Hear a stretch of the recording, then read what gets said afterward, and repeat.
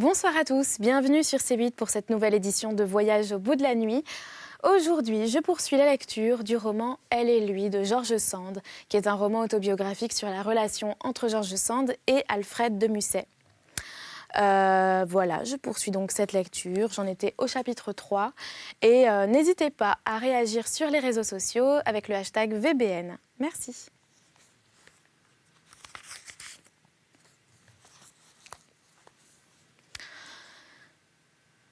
Laurent avait songé à épouser Thérèse en écoutant le récit de M. Palmer.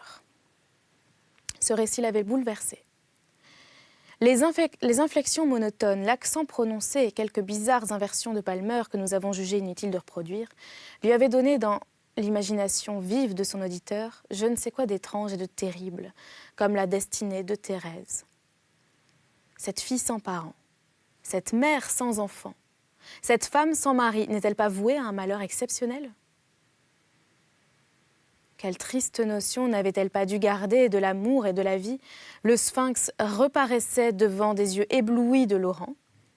Thérèse, dévoilée, lui paraissait plus mystérieuse que jamais. S'était-elle jamais consolée ou pouvait-elle l'être un seul instant ? Il embrassa Palmer avec effusion. Lui jura qu'il aimait Thérèse et que s'il parvenait jamais à être aimé d'elle, il se rappellerait à toutes les heures de sa vie l'heure qu'il venait de s'écouler et le récit qu'il venait d'entendre. Puis, lui ayant promis de ne pas faire semblant de savoir l'histoire de Mademoiselle Jacques, il rentra chez lui et lui écrivit. Thérèse, ne croyez pas un mot de tout ce que je vous dis depuis 2 mois. Ne croyez pas non plus ce que je vous ai dit quand vous avez eu peur de me voir amoureux de vous. Je ne suis pas amoureux. Ce n'est pas cela. Je vous aime éperdument. C'est absurde, c'est insensé, c'est misérable, mais moi, qui croyais ne devoir et ne pouvoir jamais dire ou écrire à une femme ce mot-là, je vous aime. Je le trouve encore trop froid et trop retenu aujourd'hui de moi à vous. Je ne peux plus vivre avec ce secret qui m'étouffe et que vous ne voulez pas deviner. J'ai voulu 100 fois vous quitter, m'en aller au bout du monde, vous oublier. Au bout d'1 heure, je suis à votre porte et bien souvent la nuit, dévoré de jalousie et presque furieux contre moi-même. Je demande à Dieu de me délivrer de mon mal en faisant arriver cet amant inconnu auquel je ne crois pas et que vous avez inventé pour me dégoûter de songer à vous. Montrez-moi cet homme dans vos bras ou aimez-moi, Thérèse. Faute de cette solution, je n'en vois qu'une 3e. C'est que je me tue pour en finir. C'est lâche et stupide. Cette menace banale est rabattue par tous les amants désespérés, mais est-ce ma faute s'il y a des désespoirs qui font jeter le même cri à tous ceux qui les subissent ? Et suis-je fou parce que j'arrive à être un homme comme les autres ? De quoi m'a servi tout ce que j'ai inventé pour m'en défendre et pour rendre mon pauvre individu aussi inoffensif qu'il voulait être libre ? Avez-vous quelque chose à me reprocher vis-à-vis de vous, Thérèse ? Suis-je un fat, un roué, moi qui ne piquais que de m'abrutir pour vous, de donner confiance dans mon amitié ? Mais pourquoi voulez-vous que je meure sans avoir aimé, vous qui seul pouvez me faire connaître l'amour, et qui le savez bien ? Vous avez dans l'âme un trésor. Et vous souriez à côté d'un malheureux qui meurt de faim et de soif. Vous lui jetez une petite pièce de monnaie de temps en temps. Cela s'appelle pour vous l'amitié. Ce n'est pas même de la pitié, car vous devez bien savoir que la goutte d'eau augmente la soif. Et pourquoi ne m'aimez-vous pas ? Vous avez peut-être déjà aimé quelqu'un qui ne me valait pas. Je ne vaux pas grand-chose, c'est vrai, mais j'aime. Et n'est-ce pas tout ? Vous n'y croirez pas, vous direz encore que je me trompe comme l'autre fois. Non, vous ne pourrez pas le dire, à moins de mentir à Dieu et à vous-même. Vous voyez bien que mon tourment me maîtrise et que j'arrive à faire une déclaration ridicule, moi qui ne crains rien, tant au monde que d'être raillée par vous. Thérèse, ne me croyez pas corrompue. Vous savez bien que le fond de mon âme n'a jamais été souillé et que de l'abîme où je m'étais jetée, j'ai toujours, malgré moi, crié vers le ciel. Vous savez bien qu'auprès de vous, je suis chaste comme un petit enfant, et vous n'avez pas craint quelquefois de prendre ma tête dans vos mains comme si vous alliez m'embrasser au front. Et vous disiez, mauvaise tête, tu mériterais d'être brisée. Et pourtant, au lieu de l'écraser comme la tête d'un serpent, vous tâchiez d'y faire entrer le souffle pur et brûlant de votre esprit. Eh bien, vous n'avez que trop réussi. Et à présent que vous avez allumé le feu sur l'autel, vous vous détournez et vous me dites « confiez-en la garde à une autre ». Mariez-vous, aimez une belle jeune fille, bien douce et bien dévouée, ayez des enfants, de l'ambition pour eux, de l'ordre, du bonheur domestique, que sais-je, tout excepté moi. Et moi, Thérèse, c'est vous que j'aime, avec passion et non pas moi-même. Depuis que je vous connais, vous travaillez à me faire croire au bonheur et à m'en donner le goût. Ce n'est pas votre faute, si je ne suis pas devenue égoïste comme un enfant gâté.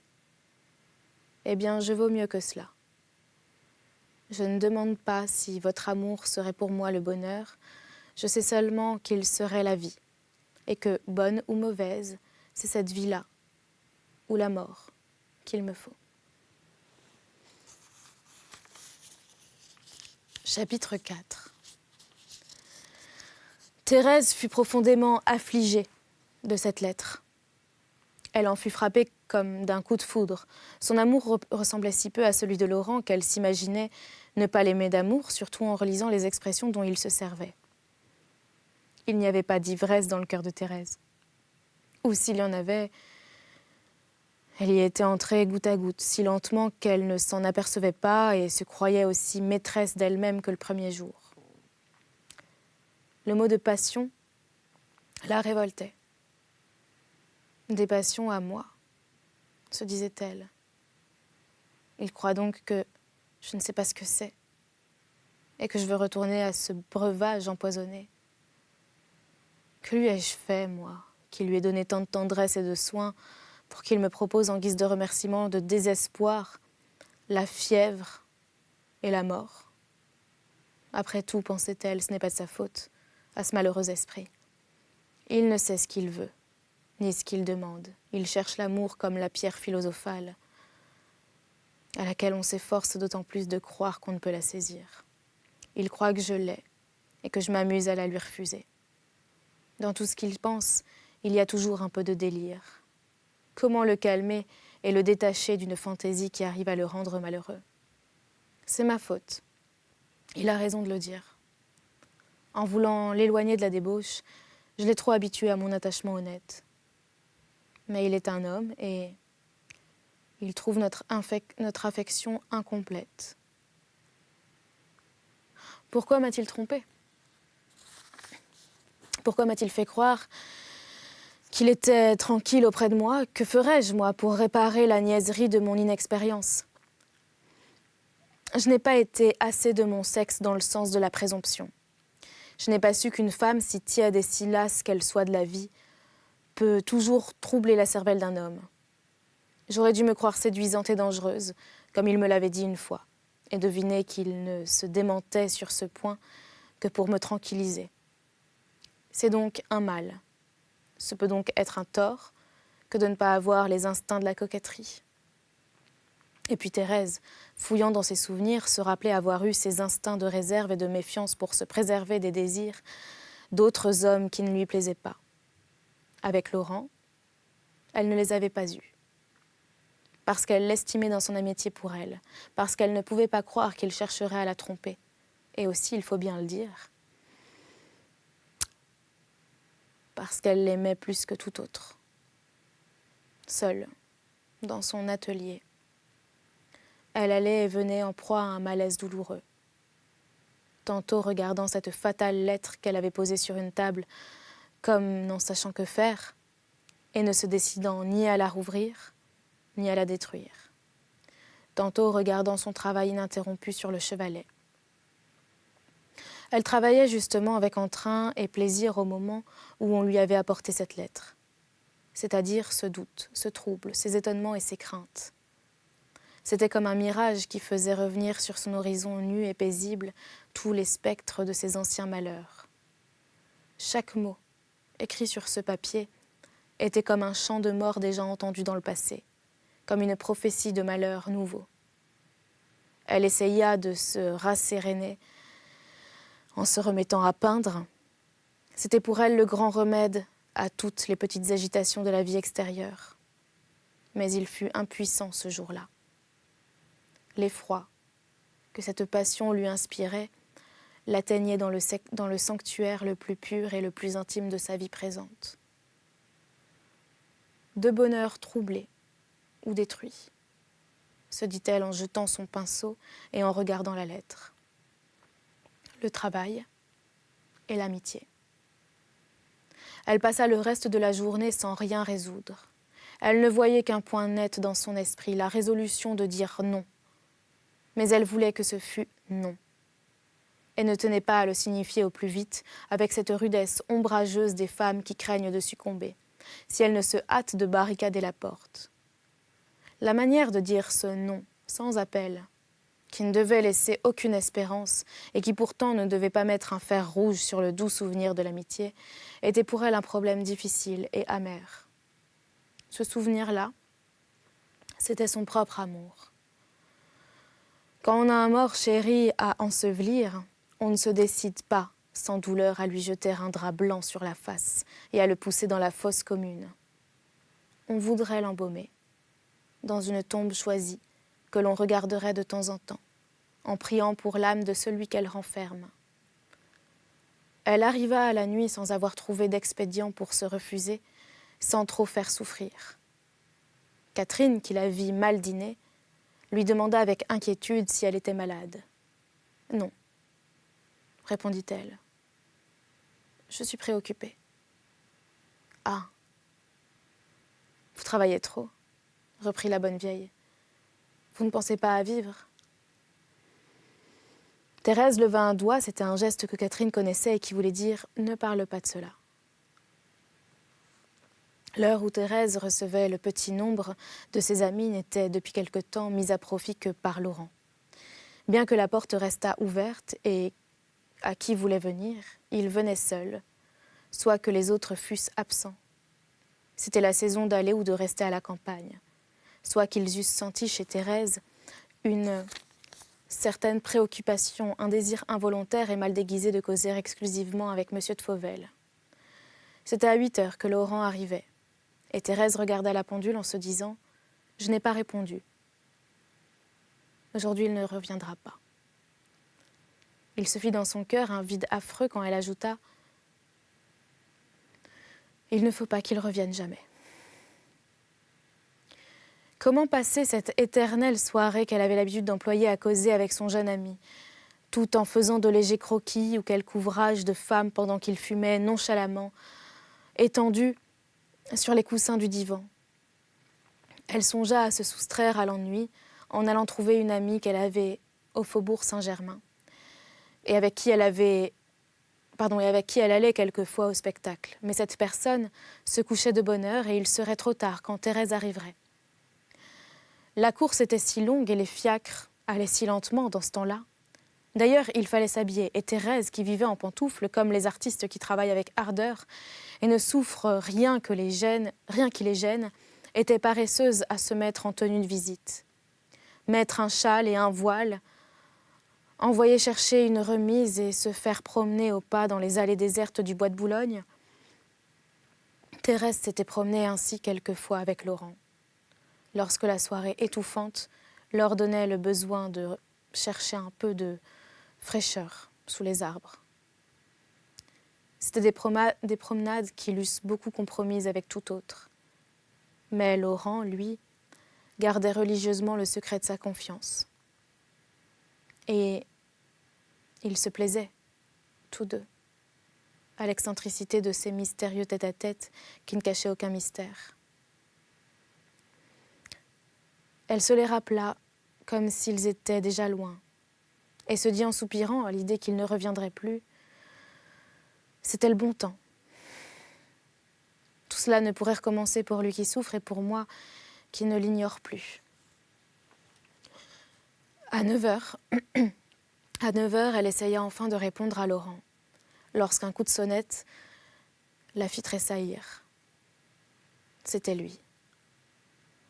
Elle se leva pour dire à Catherine de répondre qu'elle était sortie. Catherine entra. Ce n'était qu'une lettre de lui. Thérèse regretta involontairement que ce ne fût pas lui-même. Il n'y avait dans la lettre que ce peu de mots. « Adieu, Thérèse, vous ne m'aimez pas, et moi, je vous aime comme un enfant. » Ces 2 lignes firent trembler Thérèse de la tête aux pieds. La seule passion qu'elle n'eût jamais travaillé à éteindre dans son cœur, c'était l'amour maternel. Cette plaie-là, bien que fermée en apparence, était toujours saignante comme l'amour inassouvi. Comme un enfant, répétait-elle en serrant la lettre dans ses mains agitées de je ne sais quel frisson. Il m'aime comme un enfant. Qu'est-ce qu'il dit là, mon Dieu? C'est-il le mal qu'il me fait? Adieu.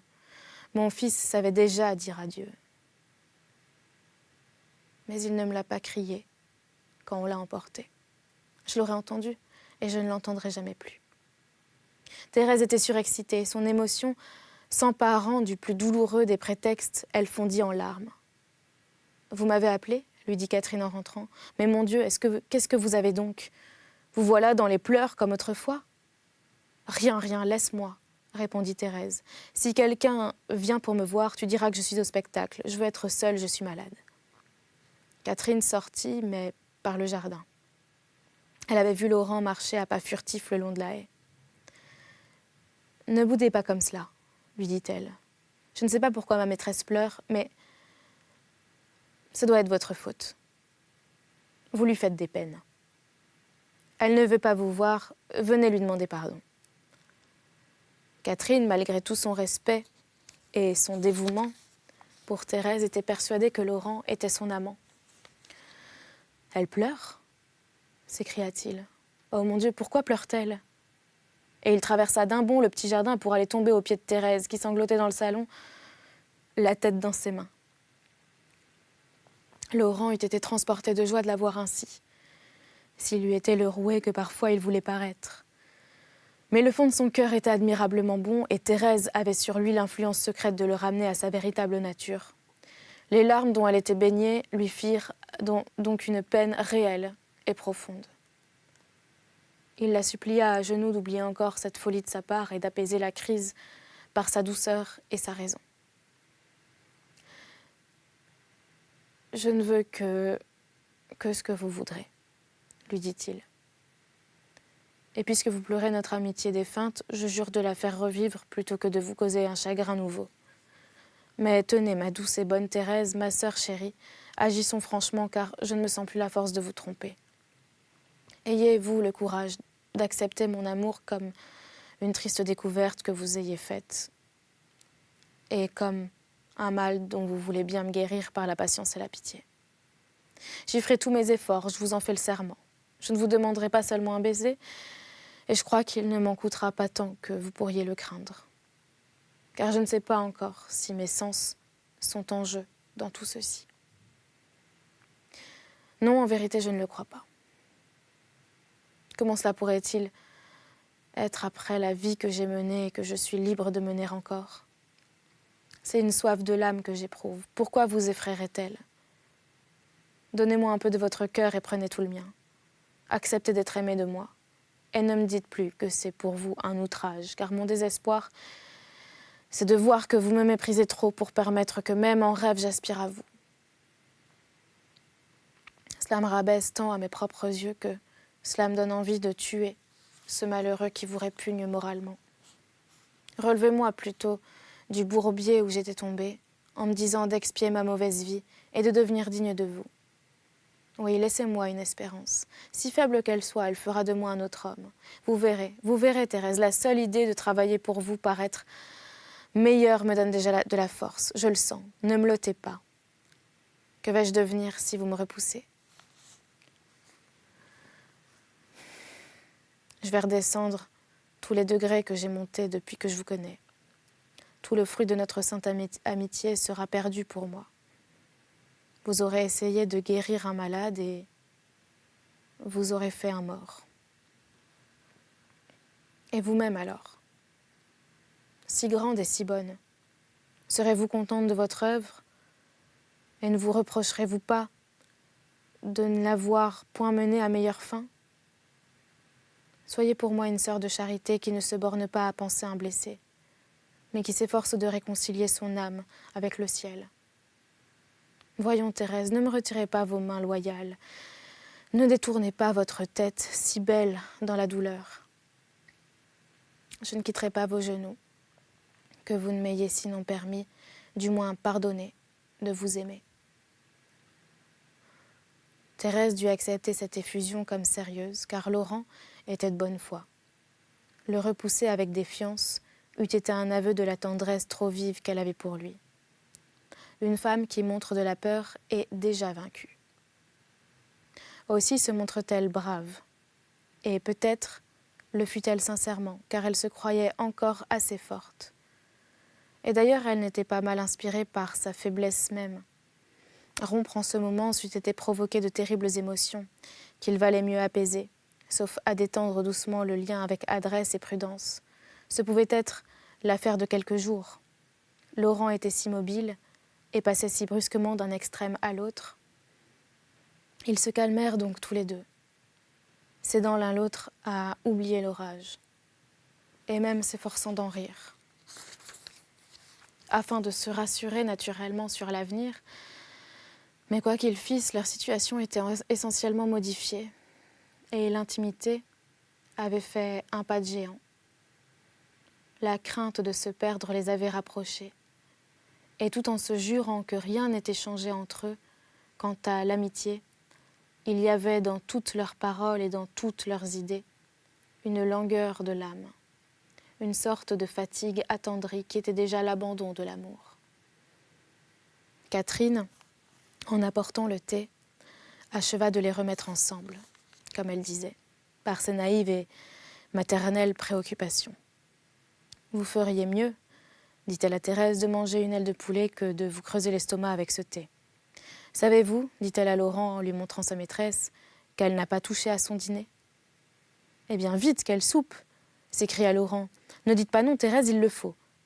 Qu'est-ce que je deviendrais donc, moi, si vous tombiez malade ? Et comme Thérèse refusait de manger, car elle n'avait réellement pas faim, il prétendit par un signe de Catherine, qui le poussait à insister, avoir faim lui-même. Et cela était vrai, car il avait oublié de dîner. Dès lors, Thérèse se fit un plaisir de lui donner à souper, et ils mangèrent ensemble pour la première fois. Ce qui, dans la vie solitaire et modeste de Thérèse, n'était pas un fait insignifiant. Manger tête à tête, surtout, est une grande source d'intimité. C'est la satisfaction en commun d'un besoin de l'être matériel, et quand on y cherche un sens plus élevé, c'est une communion, comme le mot l'indique. Et c'est là-dessus que nous allons arrêter cette lecture pour aujourd'hui. J'espère que vous l'avez appréciée. N'hésitez pas à réagir sur les réseaux sociaux avec le hashtag VBN. Et voilà, je vous souhaite une très bonne nuit ou une très bonne journée et à bientôt.